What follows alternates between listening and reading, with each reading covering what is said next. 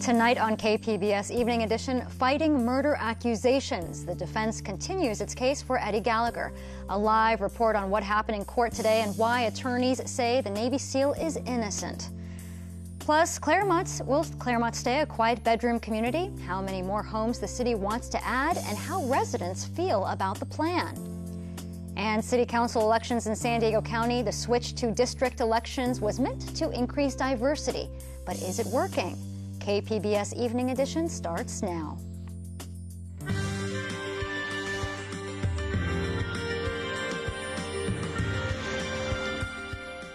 Good evening and thanks for joining us. It's Thursday, June 27th. I'm Maya Trabulsi. The murder trial for a local Navy SEAL continues. It's the second day that defense presents its case for Eddie Gallagher, who is accused of multiple war crimes, including killing an ISIS prisoner in Iraq. KPBS military reporter Steve Walsh is outside the courtroom right now. Steve, what happened today? Well, Maya, another twist in the trial of SEAL Chief Eddie Gallagher. This time a defense witness. Marine Raider Staff Sergeant Giorgio Carrillo was with the SEALs in Iraq in 2017. He said he was there when the body of the wounded detainee was brought in, and then after he died, Carrillo says that he lifted up the head and the bandage that had been covering his neck came loose and that he saw no stab wounds. Now, two SEALs testified last week that they saw Gallagher stab the detainee, including medic Corey Scott, who said that he actually killed the detainee by closing his breathing tube. Prosecutor Scott McDonald was clearly upset. He asked why didn't he come forward when Gallagher was arrested in 2018. And to that, the Raiders said, "I believed an innocent man had been arrested, and I'm afraid what would happen to me." Now, unlike Corey Scott, Carrillo has no immunity agreement, so his fate is a little less certain. The Raider also said he was the first to pose with the dead body of the ISIS fighter. He said it was a war trophy, and he said others did so as well. At the time, he said that no one else had a problem with it. Now, prosecutors are upset that there's a second witness with a major reveal on the stand. Clearly, not everybody can be telling the truth in this. It plays into the defense narrative of a sloppy investigation that targeted Gallagher from the beginning. From Naval Base San Diego, I'm Steve Walsh. Thanks, Steve. Tri-City Medical Center in North County has agreed to negotiate with the county to open more beds to treat people with mental health issues. KPBS reporter Allison St. John says taking that on could put the hospital in a crisis of its own. Some San Diego County supervisors berated Tri-City for closing its crisis stabilization beds last year, while other hospitals kept theirs open. But healthcare consultant Nathan Kaufman says some hospitals, like UCSD, have revenue sources like specialty cancer care treatments that they can use to subsidize psychiatric crisis care. He says currently Tri-City is just breaking even financially. When I just looked at the general numbers, it could have a huge impact on its overall ability to provide general acute care, because it could generate deficits that would impact the overall care it provided to other patients. Kaufman says reimbursement rates for psychiatric care are typically 60 to 70 cents on the dollar. He says even if the county contributed $14 million to build a new crisis care facility at Tri-City, the costs of operating it would likely run into many more millions every year. That could threaten the hospital's ability to keep providing other services to the North County coastal community. In the North County Bureau, Allison St. John, KPBS News. If you live in Claremont, you may be seeing a big boost in housing density. The increase is part of the area's community plan update. According to KPBS Metro reporter Andrew Bowen, residents are cautious about the changes. Much of Claremont is currently restricted to single-family homes. But the neighborhood is close to some of the city's main job centers, and it's getting a new light rail line in a couple of years. That's part of why city planning officials see Claremont as a great place to zone for higher density housing. City staffers told the San Diego Planning Commission how they plan to rezone parts of the neighborhood. The volunteer community planning group has been tasked with figuring out where to permit at least 5,000 additional homes. Members have agreed to that much, but no more. It was very challenging to have 6 hours of community input, 6 hours of subcommittee input, but we did move from the point of a unanimous vote to go up to 5,000 units. And all of you who vote on things know that it's very, very difficult to come up with anything unanimous. Planning commissioners praised the group for being open to change. Density is coming, so design it in such a way that makes sense for your community and allow for these thoughtful developments to create a benefit within your community. Other residents told the commission Claremont shouldn't take on much of any new density. City planners hope to finalize their proposal for the neighborhood by the fall. Andrew Bowen, KPBS News. If you live outside the city of San Diego, there likely have been changes to how you elect city council members. All but 5 cities locally switched to district elections. The change was supposed to increase diversity. KPBS investigative reporter Claire Tregesser found that hasn't always happened.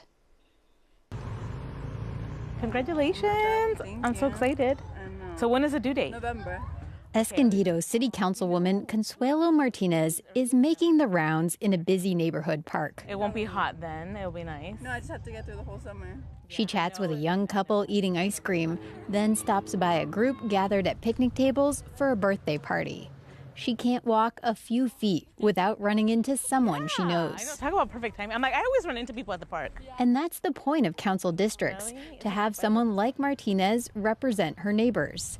Escondido used to elect its council members citywide, but in 2014, the city drew a district map and created one district that had a very slight majority of Latinos. 4 years later, Martinez was elected in that district. But she wouldn't have run without district elections because campaigning citywide was too expensive. It would make it more accessible for an everyday person to run for office. So it would diversify the city leadership, and it would allow geographic representation so that not everyone lives in the same part of town, but it would be spread out. The representatives would be spread out, and therefore you would have attention. You would have attention being given throughout the city. In her first 6 months in office, Martinez moved city council meetings to 6 p.m. so working people can attend, and got a water treatment plant slated for her district moved to an industrial area. One of her constituents, Daisy Zavala, says Martinez makes her feel like she's being heard. Now that there's someone in office that understands the struggle of being born a minority and being raised as a minority, I feel like she just has a better input. Before Escondido had council districts, there was 1 Latina on the city council and 3 white men. Now there are 2 Latinas and a Democratic majority.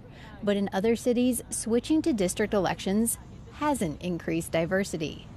KPBS did an analysis that found 5 of the 10 cities that switched to district elections and have had elections have not seen increased diversity. 3 of those councils are all white. Another 4 cities have boosted their Latino representation, and Carlsbad now has 1 non-white representative. For district elections to increase diversity, you need certain criteria, including that the city actually draws districts that have a significant minority population. That's according to Douglas Johnson, the president of National Demographics Corporation, which helps cities draw district maps. It actually needs to be, yes, diverse, but a pocket. It has to be kind of geographically concentrated. And even if you have districts and minority candidates run, you still then have to win the election. That means you need a viable minority candidate. Johnson says Modesto finally drew districts after a long legal battle. And no Latino ran. Well, one ran, but he was just out of the Navy, and he had a MySpace page that was half why I love Sandra Bullock movies and half why I'm running for city council. We're over 50% Hispanic in Escondido now. What type of businesses are you going to get? Ed Gallo stands in a busy shopping center in Escondido that's filled with Mexican restaurants and a market catering to Latinos. This used to be his district. He lost last year to Consuelo Martinez.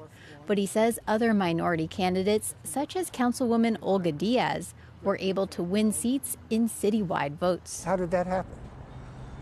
I can tell you how it happened. She worked hard. Again, because that's what it takes.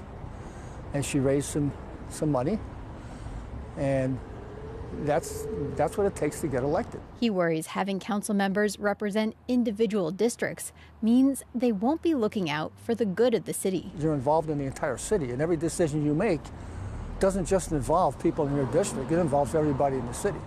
Hi. Making sure that the east part of Escondido is not forgotten is still very important to me. Consuelo Martinez says her role is to look out specifically for her district. She says before she was elected, no one was doing that. People would say, you're the first person who's ever knocked on my door to ask for my vote. And that was really sad to me, because some of them had been living in the city for 25 years. She's working to make sure she's visible in her district now, well before her next election in 4 years. Claire Tregesser, KPBS News. An Escondido museum specializing in all things prehistoric is getting ready to close its doors. KPBS reporter Matt Hoffman is live there now with more on why it's going out of business. Matt? Yeah, Maya, the owners of the Roynon Museum of Earth Science and Paleontology say thousands of kids have been coming here for a visit, and since the late 1990s, they've been showing off some of their more than 5,000 artifacts inside right behind me here. But now the doors here are closed for today, but after this weekend, they'll be closed for good. Over here we have a primitive dog. Now these roamed Mexico, United States, and Canada somewhere between 28 and 32 million years ago. An extremely rare animal, and these are all real bones, real fossils. Sunday will be the last chance for people to get a look at the museum's prehistoric items. And all of these are called intellidonts, the geological name. But the real, what they are, they're prehistoric pigs. This one, there's only a few of these in any museum in the world. These are extremely rare. Bones, fossils, and dinosaur eggs are just some of the artifacts inside. We have right here a skull of a T-Rex, a Tyrannosaurus Rex. This has to be a reproduction. The real one is in a museum at the Black Hills Institute, which is up in South Dakota. The museum says some of its items are more than 2 billion years old. Most of these are Cretaceous. This is 75 to 80 million years ago. It took the owners more than 70 years to amass this collection. This museum had taken me over 75 years. You know, my whole life and my heart is in here. I don't want to see it come to a close. The museum doesn't want to close, but says it just can't afford to stay open. The reason why we're having a hard time here is that our overhead is high, of course, but also we need to hire another person here. We have one hired person here. All the rest of our help is volunteers. The museum's last day of business is this Saturday, so you still have some time to come visit. Now, there is a slim chance that the museum actually could stay open. The owners are looking for some sort of a donor to step in and help keep the doors open. Now, we're literally talking next week, so that would have to happen very fast. But there is some good news. The history inside this museum will live on. A majority of its items will be transferred to another Southern California museum. In Escondido, Matt Hoffman, KPBS News. Thanks, Matt. Most San Diego residents received a loud earthquake alert on their cell phones this morning, but don't worry, it was just a test. KPBS science and technology reporter Shalina Chalani caught up with some people whose phones buzzed with the shake alert. At the San Diego State University campus, a group of high schoolers are gathering for a summer camp. They're about to get a shake alert earthquake warning on their phones. For the record, I told them they'd receive it. But Alex Kennedy, the group's youth coach, says normally he wouldn't have looked at it. He's from out of town and not used to earthquakes. And I'm kind of used to some of these alerts every now and then. Sometimes it could be like an Amber Alert, maybe somebody got kidnapped or something. So I don't really read it, to be honest with you. I just look at it, put my phone down, and that's really it.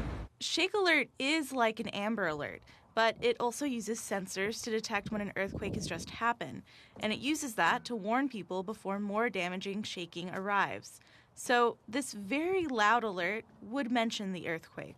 If it says it's an earthquake, I'm going to be a little skeptical, probably text some friends. Though texting wouldn't really be an option for Kennedy. He'd only have seconds to react after getting a shake alert. That's why he says he'd prefer a giant siren instead.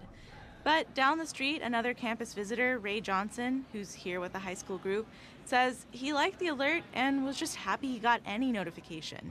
I don't think there's like one way that is the best, but I think multiple ways is the best, so the phone is an option for sure. California started developing Shake Alert with the U.S. Geological Survey back in 2016, and San Diego is the second place the state has tested it out. And now it's collecting data to see what potential drawbacks the system could have. Shalina Chatlani, KPBS News. Should mountain lions be protected as threatened under the Endangered Species Act? Some environmentalists and wildlife researchers are emphatically saying yes, and have gone as far as to submit a petition to the Fish and Game Commission to do just that. And to talk more about that, we turn to wildlife research vet at UC Davis, Winston Vickers. Dr. Vickers, welcome. Thank you. Now, just to be accurate here, we're not talking about all mountain lions in the state of California to be protected under the Endangered Species Act. We're talking about 6 specific groups. That's correct. The genetics of mountain lions in the state were recently quantified or clarified so that we determined that there were 10 groups in California, and 6 of those exist along the coastline, primarily between San Francisco and Mexico.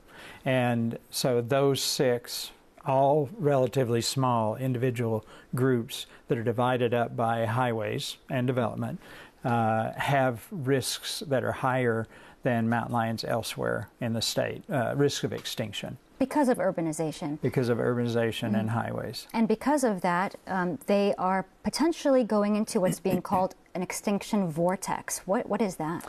It's a term, it's a scientific term that applies to a population of animals that have multiple factors causing them to decline in numbers. And in the case of mountain lions, that vortex is being created by inbreeding and potentially reduction in reproductive success because of inbreeding and high mortality rates. We have documented very high mortality rates for our Southern California mountain lions because of being hit by cars, being killed on permits when they take or kill someone's pet goat or something that's unprotected, and then poaching has been a big factor as well, and fire sometimes. And this move could stop the development of thousands of acres of land and could inhibit the way that highways are being built because they have to have access over or under for these mountain lions to be able to roam freely and pass. What do you say to those who are opposing this petition, who are saying, why are we doing this for just 6 specific groups? It goes to the science indicates that it's indicated. The genetic science, the survival science, a lot of research has gone into defining the status of these animals. And this is surprising. We did not expect to find this. But once found, it's there. And then it's up to society, through the legal mechanisms and so forth, to make the decisions about whether they really should have these legal protections to try to correct the situation, or whether there are other mechanisms or not. But we certainly know that the mechanisms of habitat protection and highway crossings and so forth up to now have not been adequate to prevent this from happening. And then your data, coupled with the research from other researchers, has shown this alarming trend. What do you predict will happen if nothing changes? They would continue to decline almost certainly, because the pressures that have put them here will continue. Increased population, wider highways. Highways are constantly undergoing change and widening, which makes them even more of a barrier. They're getting busier. So with population growth in California, inevitably those pressures will make this situation worse, unless good planning avoids that. It's really a matter of good planning. When we know that population growth will dictate that there have to be more houses and there have to be busier highways, but that can be mitigated with proper planning. Dr. Winston Vickers, thank you so very much for your time. Thank you. cloudy conditions as we've been seeing over the past several nights and mornings. That's the trend for the coast and valley areas. Some low clouds and fog potential once again during the late night and into the early morning. We'll see that tonight in Oceanside as well, with a low 60 dropping down to 62 in San Diego. And if you're out towards Borrego Springs, Mount Laguna, clouds not in your worries. You're dropping down to 54 for Mount Laguna, and your overnight low in Borrego Springs at 67. Friday comes along. We're headed into the weekend with a pleasant forecast for San Diego County and much of California for that matter. Now, as you do start to head out to the desert, still holding on to that desert heat, we're definitely going to be needing the sunscreen. Topping off in the triple digits for Borrego Springs with a high of 103, 77 in Mount Laguna, and 74 in Oceanside. We'll be topping off at 72 here in San Diego. The weekend comes along. We still going to be noticing a bit cooler to our north, warm air to our east, but holding on to seasonal weather for San Diego. Now, I do want to mention we've been tracking out Alvin, tropical storm system. That's going to continue to press its way out towards cooler waters as it does so, weakening. And I'm showing this because some of that moisture is going to try to bring in high clouds to Southern California. Outside of that, we won't feel any impacts from this system. As we move into your your extended forecast, you will be looking at a high of 74 Friday in the coast areas, in the upper 70s for Saturday and Sunday, low clouds, and then that Sunday break, that's going to be the trend all the way into the upcoming week. Inland areas looking at highs in the 80s, 86 for your Sunday. Yeah, it's warm and lots of sunshine as you head into your Monday and Tuesday. So the best chance for clouds will be Friday, headed into the weekend, end of the weekend forecast, I should say. And then the desert areas we're topping off in the triple digits for the next several days. Lots of sun and lots of heat to go around. Out to the mountains, we'll be in the 70s for your Friday, Saturday, and into Sunday. You're not too worried about precipitation, so you don't need to bring out the umbrellas. Reporting for KPBS News, I'm your meteorologist, Daji Aswad. Back to you. And thanks, Daji, for that. This weekend is all about shifting your perspective, whether it's a new look at Harry Potter, baseball songs interpreted by the symphony, or a modern way of looking at 16th century art. KPBS Arts editor Nina Guerin shows us what we can expect. Did you ever wonder what the Hufflepuffs were up to while Harry Potter and his friends saved the world from evil? The new musical Puffs will give you an idea. Puffs, or 7 Increasingly Eventful Years at a Certain School of Magic and Magic, is an off-Broadway hit that debuted in San Diego this month. It follows 3 friends. No, not Ron, Harry, and Hermione, but Wayne, Oliver, and Megan. Friends that were sorted into a house devoted to loyalty, friendship, and herbology. See what was happening while the rest of us were watching Voldemort. We love outdoor concerts in San Diego, but Bayside Summer Nights is a particular favorite. The new season kicks off this weekend with Star-Spangled Pops. The San Diego Symphony pays tribute to United States history with patriotic favorites and beloved songs from movies and Broadway. Plus, each night ends with fireworks. Also this weekend is a celebration of the Padres, featuring symphonic interpretations of baseball-themed songs. The Timken Museum is known for paintings dating back to the 1500s, but starting this weekend, it'll display modern sculpture by Roman DeSalvo. DeSalvo created a sculpture based on the Rococo-era Blind Man's Buff by Fragonard. DeSalvo's piece is titled Electric Picnic and will be on view through the end of August. The San Diego-based artist is known for his large-scale works, including installations at the Museum of Contemporary Art San Diego, the Natural History Museum, and Seaport Village. For KPBS Arts, I'm Nina Guerin.